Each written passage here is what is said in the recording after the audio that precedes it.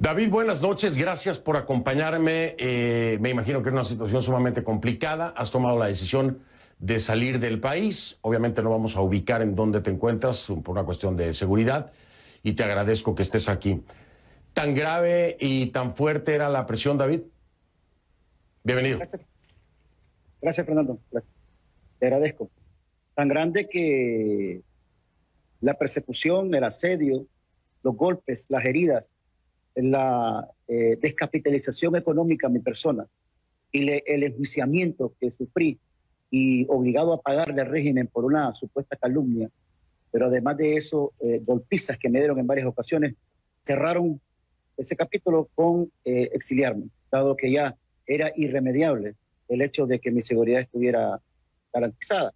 Ya los adeptos a Daniel Ortega Saavedra pues ya habían hecho un cartel donde aparecíamos 4 periodistas. Uno de ellos fue capturado y se llama Marlon Rosal, que hoy está en las recástulas de Daniel Ortega Saavedra, y lo que me urgió a mí también a tener que apresurar mi salida del país, además de las amenazas de muerte que hay por parte de personas adeptas a Ortega. David, ¿hay algún acercamiento de tu parte con la Comisión Interamericana de Derechos Humanos, medidas cautelares? ¿Piensas acudir a organismos internacionales, multilaterales? Es curioso lo que decías más temprano referente a la comunidad internacional, pero voy a parafrasear una de tus frases que dice que las cosas son como son y no como nosotros queríamos. Y así sucede con la comunidad internacional. Después de más de 3 años de todo lo que yo he pasado, hasta ahora no hay ese tipo de protección para mí. A pesar de que he acudido, a pesar que he denunciado, a pesar de que han visto que he estado al borde del asesinato, la comunidad internacional, tanto así lo que se ha limitado a hacer twitters condenando mi situación, pues yo estoy abierto a la comunidad internacional. El organismo como la Comisión Permanente de los Derechos Humanos, CPDH, así como el CENID, pues han conocido sobre mi caso y ellos tengo entendido que han colaborado heroicamente para que mi persona sea oída en estos organismos, pero hasta ahora pues no he conseguido al menos medidas cautelares.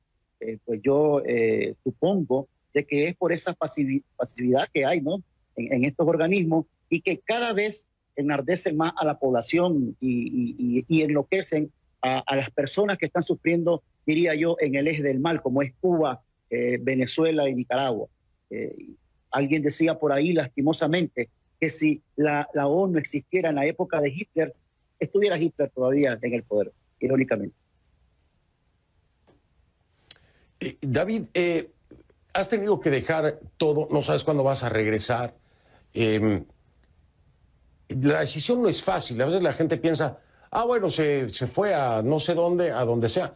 Se fue, va a estar un rato y sabe que va a regresar. Este no es el caso, hay que entenderlo. Estás abandonando tu vida, estás abandonando tu empresa, estás abandonando el trabajo, toda una vida. ¿Qué crees que pueda pasar? Porque como yo lo veo, esto va a llegar a las elecciones de noviembre y se va a fraguar, se va a consolidar el fraude de nueva cuenta. ¿Y David qué hará? ¿Te quedas fuera? ¿Regresas? ¿Qué piensas hacia el futuro próximo? Bueno, también otra frase tuya, Fernando. Cuando se es periodista, se es en todos lados, no importa la geografía. Y es la idea.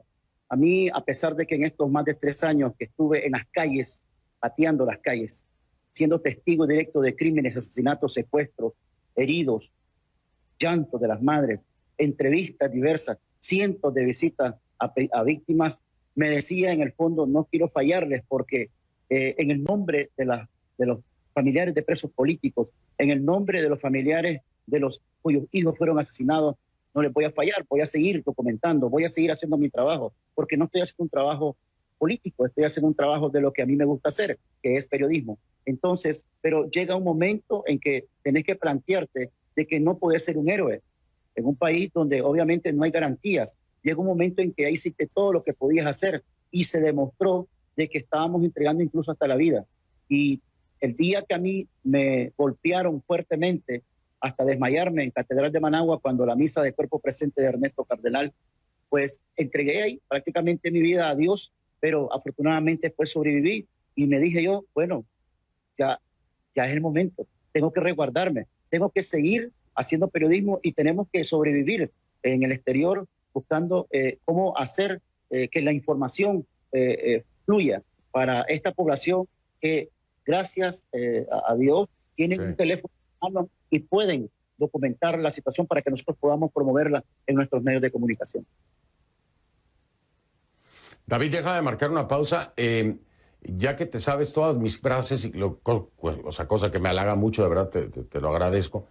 Te voy a compartir una que es muy importante, que va de acuerdo a tu pensamiento, más o menos. Este es de mi padre, del doctor Alejandro López León, que, para que la gente también entienda el pensamiento de David Quintana.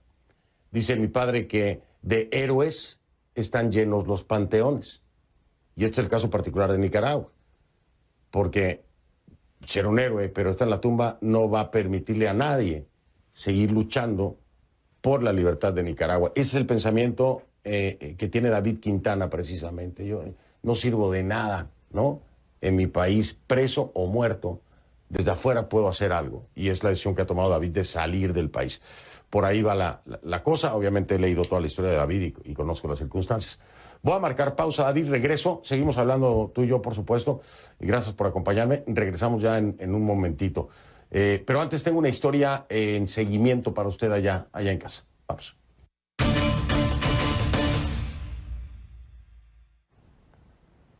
Y es que aquí en la Florida los equipos de búsqueda recuperan 4 cadáveres más en el edificio que se derrumbó en Surfside.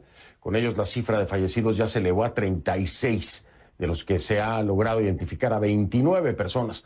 Todavía hay más de un centenar de desaparecidos y estas durísimas condiciones de trabajo en la zona del siniestro pues se empeoraron este martes debido a los fuertes vientos, tormentas eléctricas, lluvia, una humedad impresionante de lo que ahora de nueva cuenta es un huracán, Elsa.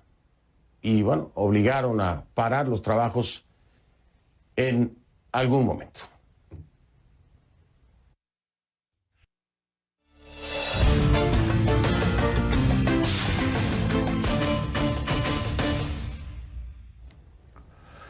Estamos de vuelta con David Quintana, periodista y director de Boletín Ecológico, quien decidió ya de plano abandonar Nicaragua porque la situación era insostenible y además, bueno, corría riesgo su vida. Además de haber dicho, David, no hacemos nada presos, no hacemos nada muertos. Esta frase es de él, no es mía. Dijiste también algo muy interesante que te quiero preguntar. David dice, el fanatismo me está exiliando. El fanatismo fue el que me robó mis equipos en varias ocasiones, el que me golpeó y me hirió en muchas ocasiones, y el fanatismo es el que me obliga el día de hoy a pedir refugio en Centroamérica. El fanatismo, y aquí viene la pregunta, David, ¿es fanatismo o es una dictadura? Porque hay que entender algo, no siempre es que estos dictadores tengan el quórum, por decirlo así, o los seguidores, es que mantienen a todos a raya, amenazados, con temor, y controlan a través del terror. Pero no así un seguimiento fanático, como podría ser un movimiento como el de Trump, por ejemplo, que son fanáticos locos muchos, ¿no? ¿Tú crees que aquí hay fanatismo o esto es prácticamente un régimen del terror que tiene a todo el mundo controlado y es más bien el ejercicio de una dictadura? Ambas cosas, Fernando. Yo me he fijado en las coberturas de prensa que anduve en varias ocasiones. También conozco paramilitares, también conozco gente que está apoyando a Daniel Ortega Saavedra y la mayoría dice no estar de acuerdo con lo que hace ahora mismo. Sin embargo, yo escribía de que el fanatismo hacía esto porque a mí, para serte sincero, no me amenazó un policía para salir de mi país ahorita, hoy mismo, ayer mismo o antier. No me amenazó el sistema judicial. Sí, me hizo daño el sistema judicial con un proceso espurio como fue por injurias y calumnias. Pero lo que quiero decirte es que el fanatismo que es alimentado por el discurso de odio de Rosario Murillo y Daniel Ortega Saavedra te dice que es obvio de lo que hace todo dictador. Recordad que a través de la historia los dictadores son, además de mentirosos, manipuladores y bipolares. Y en ese sentido, pues todos siguen una línea que es que se hacen rodear de aduladores, y esos aduladores son sus fanáticos, que son muy peligrosos. Así que diría yo de que el buen nicaragüense, que no es fanático, no ha sido.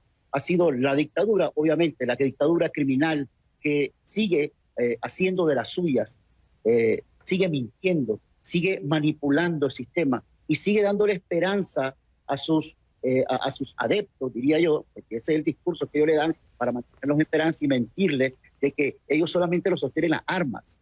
Entonces, diría yo que ambas cosas. Y cuando yo decía que el fanatismo me exiliaba, es porque en realidad ellos mismos son los que se encargaron de